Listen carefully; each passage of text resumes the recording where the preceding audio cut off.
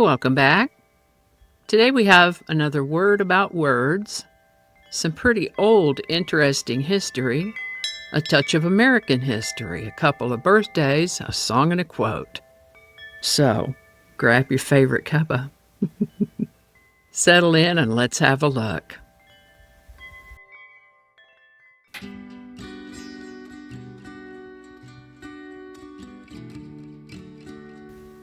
Hi there, and welcome to this day in history for July 15th.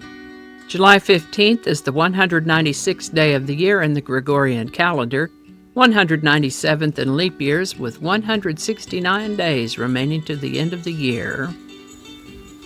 Today's word is vernacular. Vernacular can be a noun or an adjective. As a noun, vernacular means the everyday language spoken by ordinary people in a particular country or region. For example, the author wrote in the vernacular to make his message more accessible to everyone. Or, the preacher's use of the vernacular helped him connect with his congregation.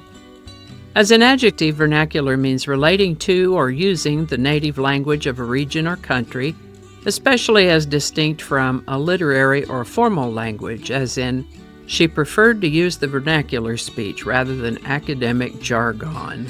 You might also see the word vernacular used as an adjective in reference to architecture, where it means made in a style that is native to a specific area, using local materials and methods.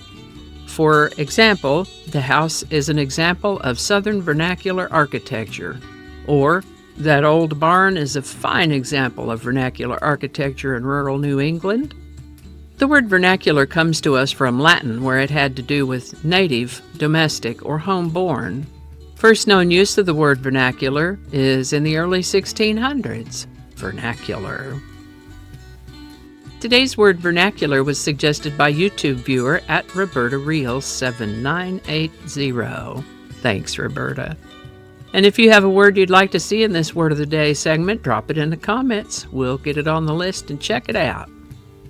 And with that, we're going to start with the dedication of the temple of Castor and Pollux in ancient Rome in the year 484 BC. Castor and Pollux are mythological twins born of the same mother but with different fathers.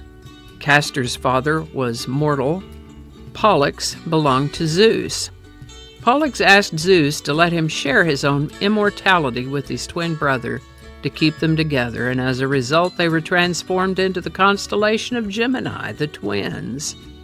Castor and Pollux are regarded as patrons of sailors and are also associated with horsemanship.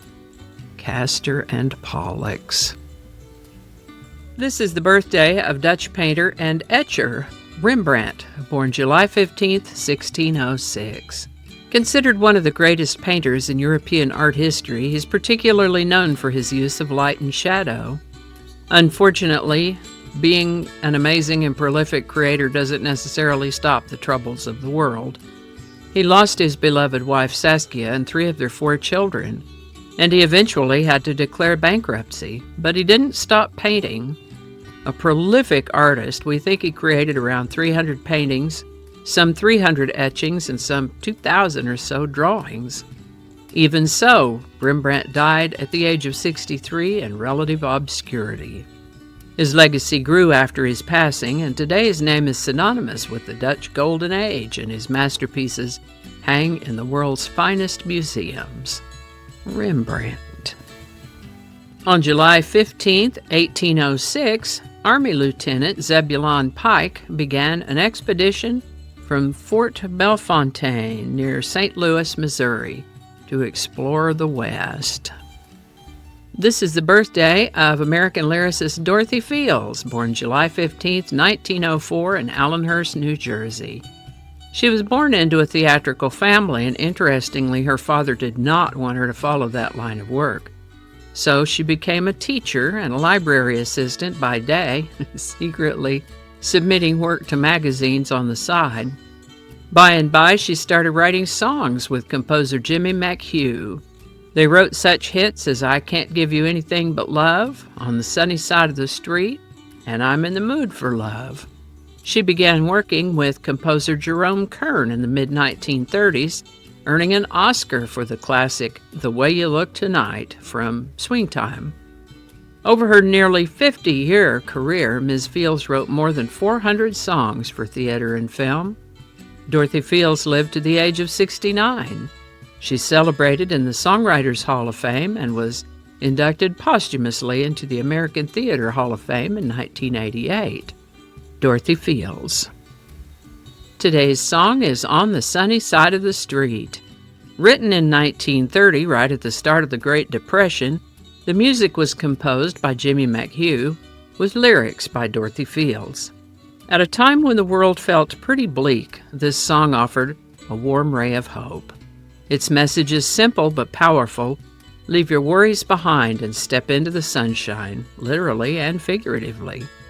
The lyrics invite us to grab your coat and get your hat. Leave your worry on the doorstep. Just direct your feet to the sunny side of the street. That's the kind of mindset that resonated deeply back then and still does today.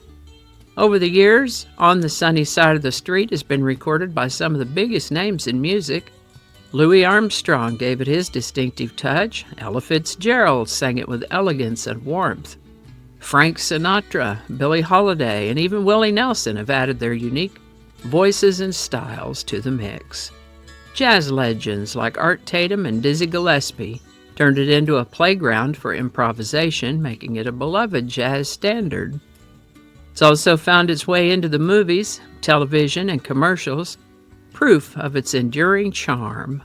No matter the decade, the song's cheerful rhythm and encouraging message feel just right. In a world that can sometimes feel overcast, this song is a gentle reminder to keep walking toward the light, right there on the sunny side of the street. I found a version by the lovely Judy Garland and have linked that one in the description. On the Sunny Side of the Street. How about that? It seemed to me that today's topics, from the word of the day all the way through the song, carry a theme of the power of expression, whether in word, image, or action.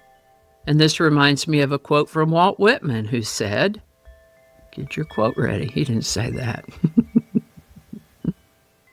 The art of art, the glory of expression, and the sunshine of the light of letters is simplicity. Walt Whitman. Alrighty, y'all take care. Be good to each other. I'll see you next time. And I think that's going to do it for us today. Thank you so much for watching. Consider subscribing if you haven't already. Feel free to share this video with a link in your email, messaging, or social media. If you enjoy this series, you can check out the playlists in the description. You can find me on BitChute, Facebook, Odyssey, Rumble, YouTube, and X, as well as on a blog page called No Really. No Really. No Really. Consider following my Day in History page on Facebook if you're on Facebook. I also have a Patreon account now, or you can buy me a coffee. All those links are in the description. Alrighty, that's all I can think of right now. Thanks again, and I'll see you next time.